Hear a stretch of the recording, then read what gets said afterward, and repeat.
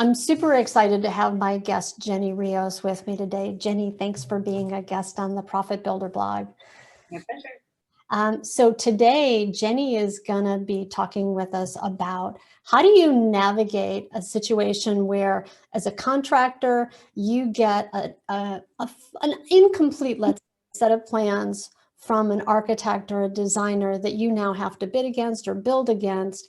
And how do you navigate that process with a homeowner in a way that lets you and them have a win, but lets there be responsibility shared across all parties involved. And before I jump in, though, Jenny and I have known each other for a bunch of years. I'm going to ask her to introduce herself here in a second. But she is one of the most experienced and qualified people to speak on the topic of project management and effective project management and client relationships.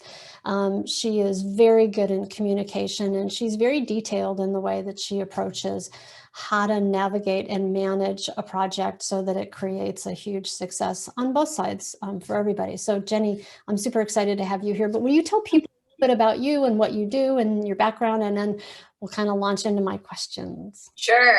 So thanks for having me. It's always a pleasure to be in your company, and also all of your well-esteemed clients. So a little bit about my background. I studied architecture. I'm a licensed architect. I am a certified construction manager. I sort of earned my stripes in public contracting, building schools for over a decade, and really I learned a lot in construction management and public contracting. And then in 2014, I decided I wanted to move to private residential, but I wasn't really sure if I would like it. So I took a chance and went and worked at Meadows Heath Pelsinger Builders per your recommendation, Vicki. Thank you. and I learned a ton more, and I was there for 3 years and working as their general manager the last 2 years. And I was really struggling with how to navigate this problem of incomplete drawings without, as a general contractor, I realized very quickly, like, that's the basis of our business, is having relationships with architects. So you can't be like, oh, the drawings are garbage, we can't work with this. Like, that's just not an option. So I really grappled with it and talked with my estimators and my whole team, and was just like, we have got to come up with a tool that puts us on the right side of the table with, the rest of the team, specifically the design team and the client. And I don't want to be coming back later with, all of these surprises and being the unpopular person telling clients that their allowances are way above what we originally put in their budget. So I slowly, over time it happened, but it kind of came true when I decided we would do signal pricing, is what we called it, is where we would color code costs based on their ability to be known or fixed. And so I'll explain that a little bit. Yeah.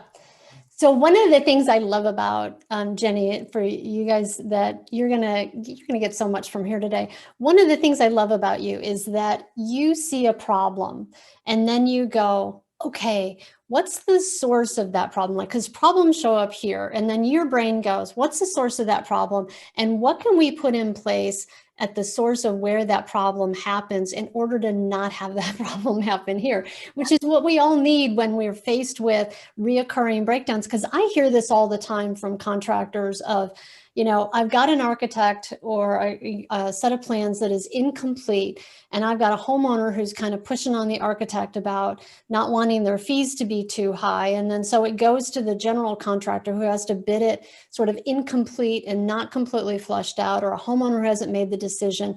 And then there's always, as you say, that challenge of, I don't want to throw anybody under the bus to say, well, you didn't, or point any fingers. And I love that what you did is you looked at the problem and you said, how do I get in front of the problem and get in control of the situation as best as I can as a contractor to ensure that that problem doesn't turn into my having to ask for more money or having these like unexpected surprises that nobody likes as the project goes on. So, I love the way that you think about that. And so let me just ask you a question. So what do you see are the best ways a contractor can handle an incomplete set of design plans? What's your, and I know you started to talk about this, but yeah, like what's your strategy for that? What did you figure out back then when you were at Well, the trend at that time, and I don't know how it's evolved since, I can't imagine it's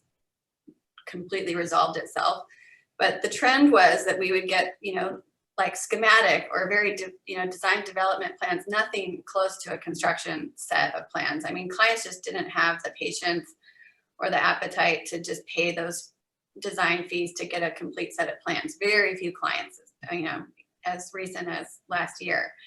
So, so I said, all right, well, we have to have a tool to solve the root cause of the problem, not the symptom later after the fact. Let's identify the areas that we know, and then we can all feel good about those areas. Let's identify the areas that we're pretty sure we have an understanding of where they're going, but with a few more questions answered, it will go from assumptions to like known costs. And we would highlight that as yellow. And then red or orange, depending on how you feel. I always think red is a little alarming, so I was like, let's use orange. But orange is just my polite way of saying this scope is currently undefined or incomplete, one or the other. It either needs an owner decision or it needs more detail. And now we're talking about a very specific thing, and I always start with the big and move to the small. So when we go like, what are the big numbers that are in a complete budget?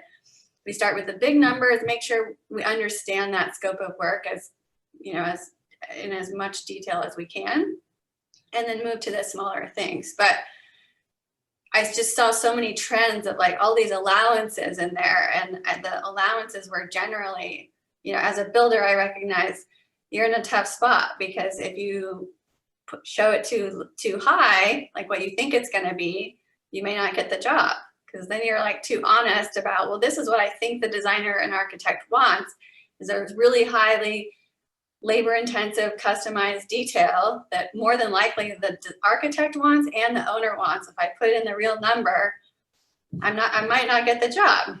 Isn't that interesting? I just want to pause just for a second here, because I hear this a lot too, that there's that thing of, I have a sense of what the total amount's going to be, or even though the full scope isn't in there, I'm going to put the full scope in there. And this happens for generals and subcontractors, that then I'm like thinking I'm being efficient, whereas everybody else is like, I am just going to put a price based on what's on the plans, even though I know that that scope is going to expand. So I hear what you're saying about that whole thing of it's this fine line of, well, am I not going to get the job because it was such a big number that was undefined? Yeah. So go ahead. Sorry. I think that's an important point of what you're talking about. Well, I mean, the estimator's job is the hardest, right? If he or she overbids a project, they may not win the work. They underbid, you lose money. So it's a lose-lose. So I just wanted to get in front of that and say, what information would we need, or what questions? Like, let's ask higher quality questions. What are the questions that need to be asked in order to get to the answer that's going to be a fair number and that's going to make everyone. So then you're having a really constructive conversation with your architect and design team and owner, and be like, well, if you're thinking about it in this way, this detail, then you're having a more constructive intellectual conversation, instead of, I'm pretty sure you want it to be a lot more than what I haven't carried in the budget. So you have a strategy for being able to educate people about that in a way that helps the contractor have that conversation with the homeowner, that educates them about like what really is the potential full scope here without the homeowner running out the door. So what is that process that you do? Well, I'm a big proponent of just I'd rather be, what is there, that saying, I'd rather be hurt by your honesty than charmed by your lies. Like, Ooh, I would, honesty. I'd rather be super honest up front and just say, this is what we're talking about. Like, it may not be popular, but this is what we're talking about, and I'm here to be part of the solution. So let's roll up our sleeves and figure it out. And so it changes the communication, and the whole tone of that conversation becomes much more interesting to me and much more collaborative, and it feels more like partnering than adversarial.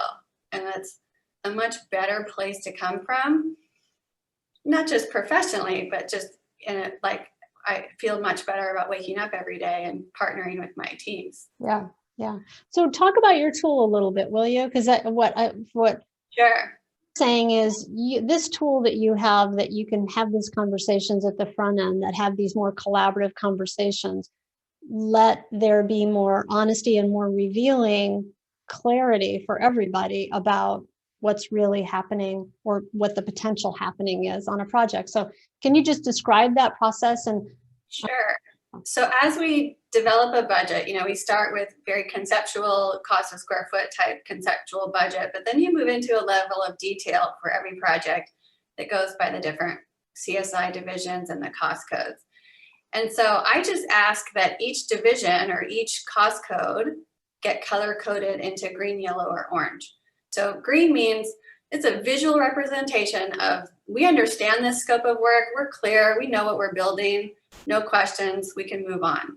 Yellow means we're like 80% there, but not quite. We just want to fine tune and make sure we understand our assumptions are correct. Maybe it's not provided in the drawings, but we've talked about it and these are our assumptions. So in theory, it should be easy to get from yellow to green. And then orange is, as I mentioned, is undefined or incomplete. And that means we've got work to do. That means we've got some decisions to make. We've got some design to complete. We probably have a bunch of research and questions to answer.